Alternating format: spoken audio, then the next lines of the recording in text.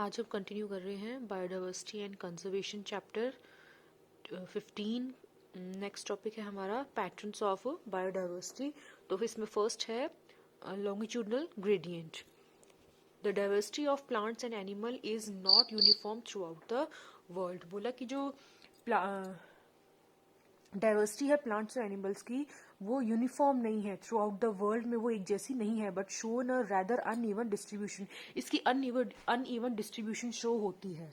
For many group of animals और plants there are interesting patterns in diversity. बोला जो group of plants और animals है, बहुत सारे ग्रुप ऑफ प्लांट्स और एनिमल्स ऐसे हैं जिनमें बहुत इंटरेस्टिंग पैटर्न, एक तरह का पैटर्न मिलता है डाइवर्सिटी में। The most well known being the latitudinal gradient in diversity. और इसमें जो सबसे वेल नोन मतलब जो बहुत ज़्यादा जाने वाला है वो है लैटिट्यूडनल ग्रेडियंट डाइवर्सिटी में पाया जाता है। इन जर्नल बोला normally species diversity decreases as we move away from the equator towards the poles. बोला नॉर्मली क्या होता है, जो स्पीशीज की डाइवर्सिटी है वो डिक्रीज होती है। जो स्पीशीज की डाइवर्सिटी पाई जाने वाली जो पाई जाती है वो कम होती जाती है डाइवर्सिटी में जब हम मूव करते हैं from equator to the poles. आपको पता है जैसे कि ये मान लीजिए ये अर्थ है, तो अर्थ के बीच में जो लाइन होती है इक्वेटर होती है, तो यहाँ से जब हम पोल्स की तरफ को मूव करते हैं तो ये जो डाइवर्सिटी है वो डिक्रीज होती जाती है विद वेरी फ्यू एक्सेप्शंस। बहुत कम एक्सेप्शंस के साथ tropics harbours more species than temperate और पोलर एरियाज। बोला बहुत कम एक्सेप्शन होती है, लेकिन जो ट्रॉपिकल एरियाज होते हैं वहां पे मोर स्पीशीज पाई जाती है देन द टेम्परेट और पोलर एरियाज में। Colombia located near the equator has nearly 1400 species of birds. बोला एक कोलंबिया एक जगह है जो कि इक्वेटर के पास में है और वहां पे 1400 स्पीशीज बर्ड्स की पाई जाती है। While New York at 41 degree north and has 105 species होती है वहां पे न्यूयॉर्क में। और जो ग्रीनलैंड है वहां पे जो कि 71 डिग्री नॉर्थ में है, वहां पे सिर्फ 56 स्पीशीज पाई जाती हैं।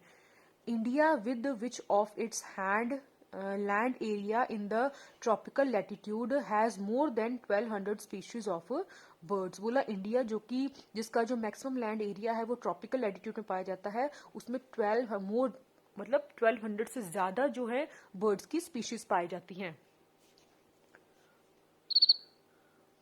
14 पाई जाती हैं। A forest in a tropical region like equators has up to 10 times as many species of the vascular plants as a forest of equal area in the temperate region like the Midwest of US. बोला एक forest है tropical region में जो कि equator के पास ही है, has उसमें 10 गुना ज्यादा जो स्पीशीज हैं वास्कुलर प्लांट्स के पाए जाते हैं, जबकि इक्वल एरिया है फॉरेस्ट का टेम्परेट रीजन में, वहां पे उसके कंपैरिजन वहां पे 10 गुना ज्यादा जो है वो वास्कुलर स्पीशीज के प्लांट पाए जाते हैं। जैसे कि मिडवेस्ट ऑफ यूएस में यहाँ टेम्परेट रीजन की बात की हुई है।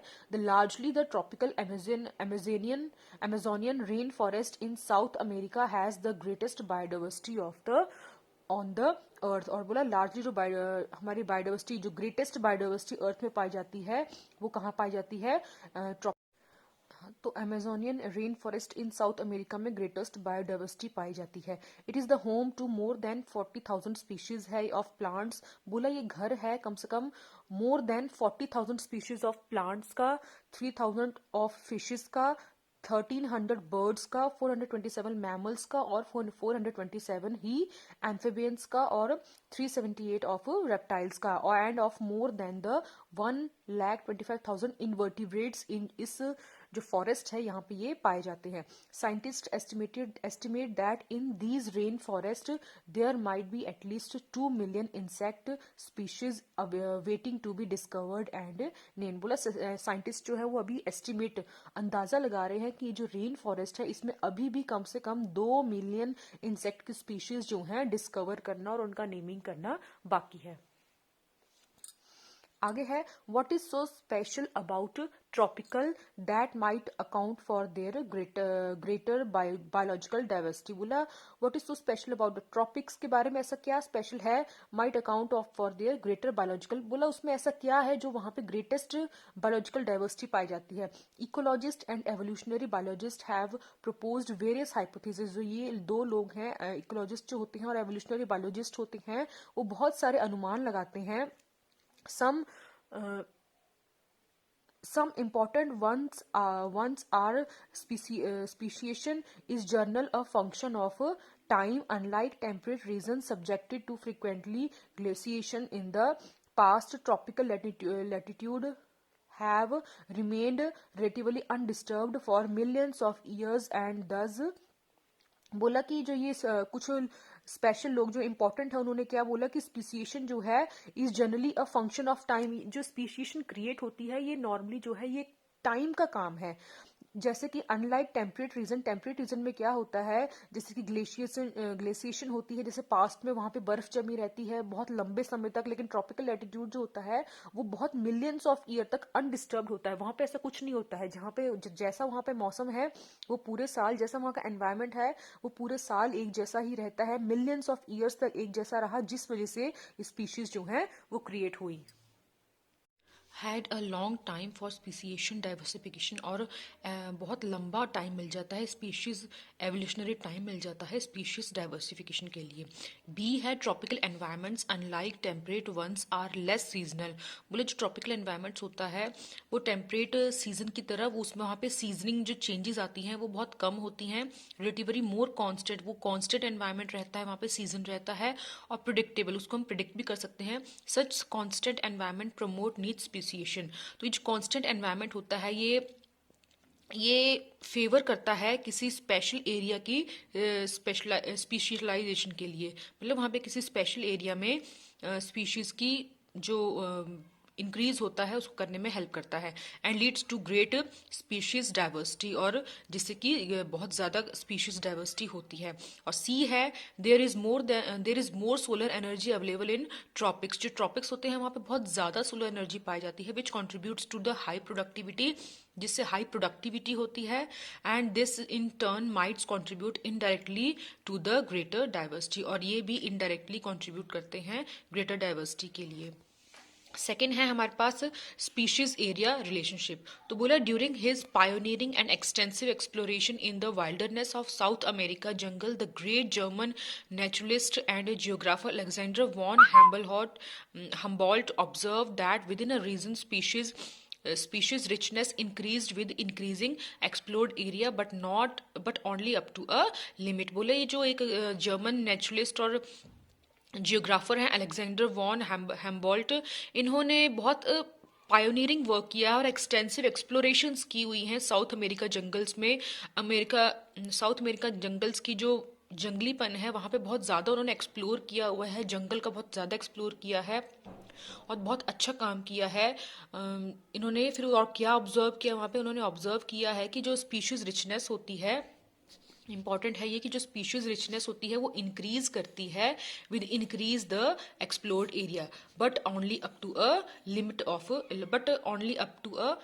बट एक लिमिट तक। बोला कि जो जैसे जैसे कोई एक एरिया जो है वो इंक्रीज करता है तो उसमें स्पीशीज की रिचनेस भी इंक्रीज करती है, बट ये सब एक लिमिट तक होता है। जैसे उन्होंने हमें ये दिया हुआ है, एक ग्राफ बनाया हुआ है स्पीशीज रिचनेस, एक तरफ स्पीशीज रिचनेस है और दूसरी तरफ एरिया है। तो ये जो एक ग्राफ बन रहा है इंक्रीज हो रहा है, जो यहाँ पे ग्राफ इंक्रीज हो रहा है बट एक लिमिट तक हो रहा है।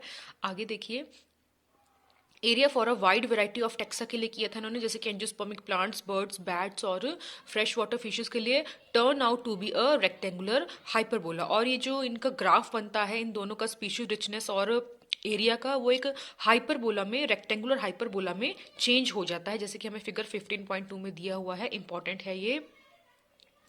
On a logarithmic scale the relationship is straight line. बोला अगर एक लॉगरिथमिक स्केल में हम देखेंगे तो ये जो रिलेशनशिप है ये हमें स्ट्रेट लाइन शो करता है।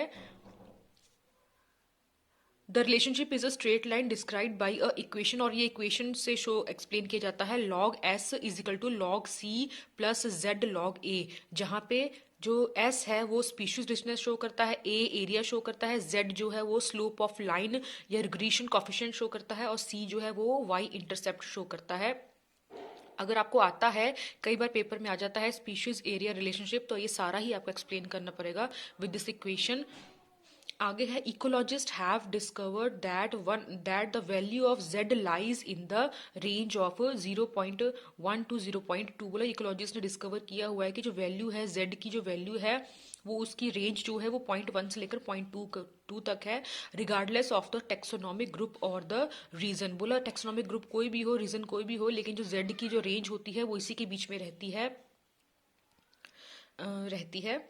आगे है but if you analyse the species area relationship among very large area like the entire continent, you will find that the slope of the line to be a much steeper.